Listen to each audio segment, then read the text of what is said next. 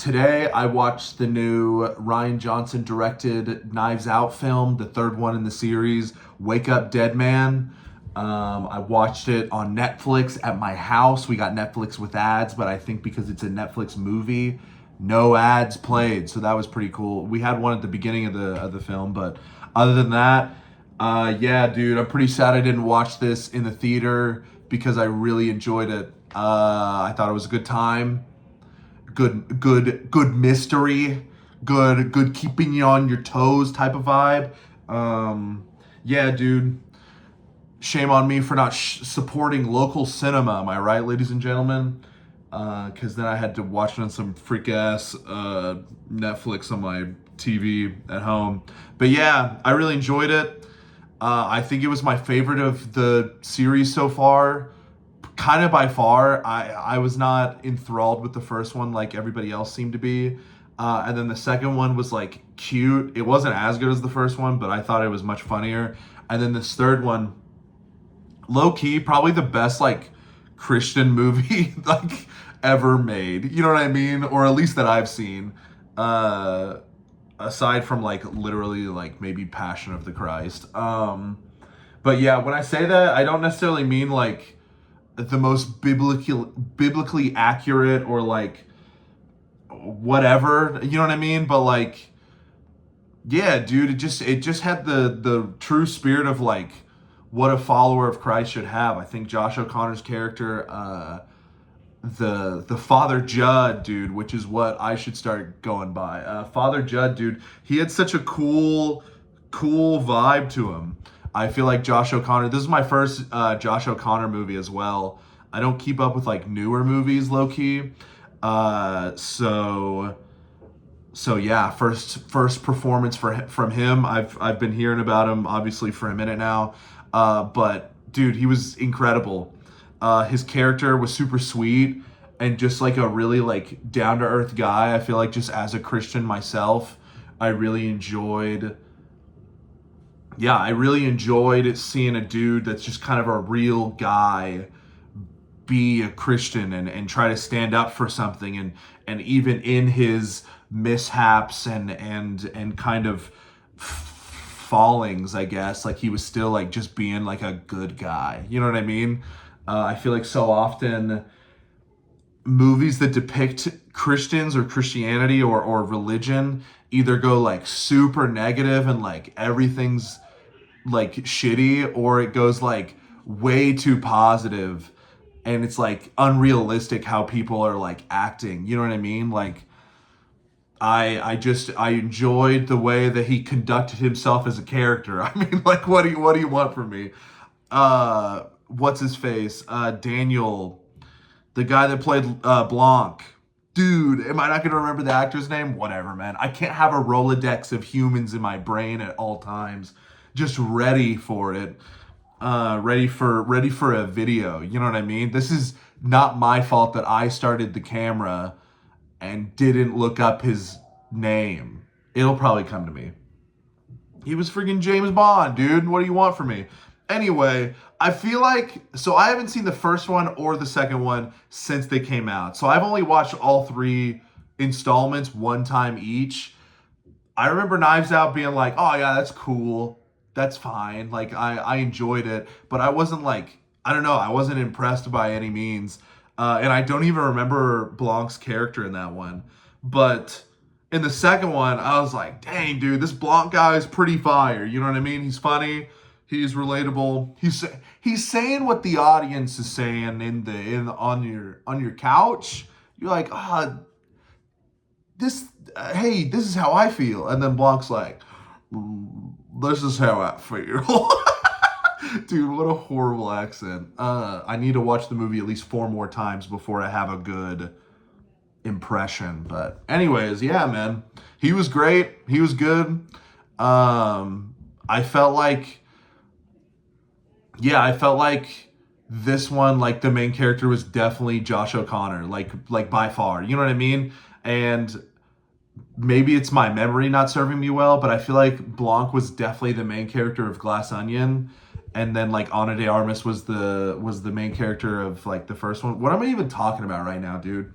That's kind of the point of I'm just rambling, dude. I'm rambling on these videos. First one, I'm hoping to do more, man. But yeah, I really enjoyed this movie. On Letterboxd I gave it a 4.5, which I also just recently saw. What's it called? Marty Supreme. I give that a 4.5 as well. But low key, like Timmy's aura, the everything about Marty Supreme was like incredible. Like the vibes behind it, the story, the dream big idea, all the marketing was incredible, obviously. But I think just for my own sensibilities, I really enjoyed. I think I enjoyed Wake Up Dead Man more, which I don't think I. The reason I didn't see Wake Up Dead Man in theaters is because I didn't even like care that much. But I saw Marty Supreme like day one at the theater, and I think that was just my excitement level. But I think I went into this Wake Up Dead Man like, oh yeah, it'll be good. But it ended up being really good. And again, as like who I am as like a guy, I just felt like I related with Father Judd's character a lot. And it's just funny because my family is a lot of my cousins have called me Judd like my whole life growing up, and I've never seen a movie where like a character's named Judd. And the first time that his name is Judd, I'm like, dude, this is such a relatable guy. Also, just like a super hot guy. You know what I mean? I'm just kidding. Am I? I'm just kidding. No, I don't know why. I was reading a bunch of reviews on Letterboxd, and every other one was just like how attractive he is, and I'm like, I mean, yeah, sure, but like that's what we're taking away from this movie is like he's a hot priest. You know what I mean? Like, whatever, man. Everybody else was good too, by the way. Jeremy Renner was fine. Josh Brolin was fine. The other actor, Glenn Close, was like pretty annoying, but like I think that's what the character was supposed to be. And then yeah, all the actors did their thing, but like this felt like just like the Josh O'Connor and Daniel dude. Golly, I should just look it up, but I'm not going to because this video is real, man. And I'm gonna. Oh, it's almost there. It's almost in my head. Daniel Radcliffe. I feel like his last name is Daniel low-key. Dude, I bet watching this is so frustrating. You're like, this is his name. And I'm going to be frustrated if I ever watch this again, but I don't think that's the point of these videos is I'm not going to watch them. It's just like a quick... My goal is like 8 to 10 minute rant and just like move on with my life. I'm going to post it. I'm not even going to edit it. And then, yeah, like every day or every other day or like most days, it's like if I watch a movie, if I listen to an album again, if something significant happens, just yapping about it. But yeah, as a first video, dude, this one's a banger, dude. Fat banger. I was gonna start this January 1st and like make it like a New Year's resolution thing. Not really, but like just like a new year, new me. I'm putting out videos on YouTube. It's January 1st, but like I think today's the 26th of December. Low-key, I was watching, or I finished Wake Up Dead Man, and I was like, I really enjoyed that movie. I should yap about it. But like, I feel like half of this hasn't even been yapping about the movie. It's just like, or like the movie itself. Like, I don't know. I think me as a reviewer or somebody to like talk about a movie, it's like, I'm not like, I feel like I don't do that a lot. I don't talk about like the movie itself or like what happened. It's usually like what I noticed, how I felt, my relationship with the characters of the movies. Like the lighting in this movie was freaking incredible, dude. The fact that like, I feel like what's not utilized in movies enough is the idea of like clouds moving past the sun. And there are a couple scenes in this where it's like the character is almost experiencing like more and more inner darkness in them. And as that happens, it almost feels like a cloud passes the sun and makes the entire room dark. And then I forget what was even happening, but near the beginning of the movie, this was happening.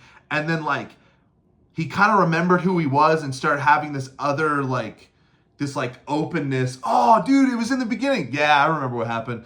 Blanc's character was like talking about his idea of religion, and like it slowly just started getting darker, and the cloud was going over the sun, and it was just this like really like intense scene about like the negativity of religion and how some people experience that side of things. And then the moment Judd started talking. It's like the sun was peeking its head behind that cloud again, and it was passing by, and it just started filling up the room with light. I don't know, maybe too on the nose, but for me in that moment, I was like, dang, dude, I might shed a fat tear on that one.